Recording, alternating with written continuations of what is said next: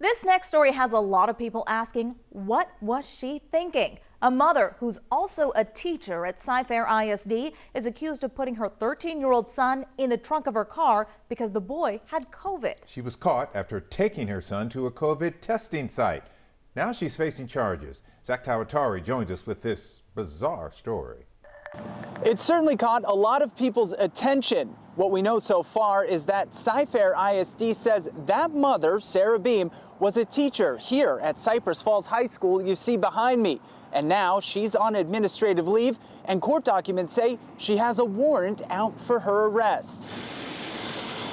Court documents say a 13-year-old was kept in a trunk while his mom went through the Pridgeon Stadium COVID testing site in northwest Harris County.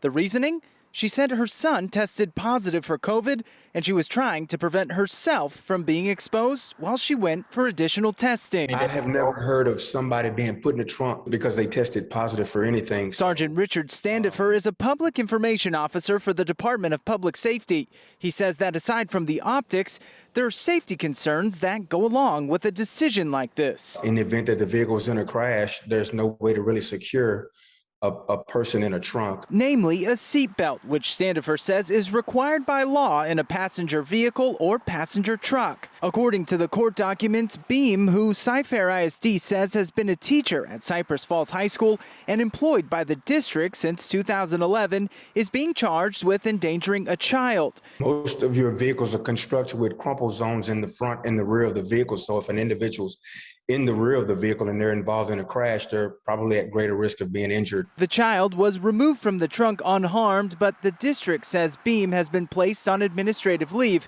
and there is a warrant out for her arrest. So if you do come up with an idea like that, it's probably not going to be commissioned with what the law is. Now, we did try to speak with Beam at her home earlier today. We were told she wasn't there. At this time, we don't know if she's in custody or her whereabouts. Zach Tawatari, KHOU 11 News.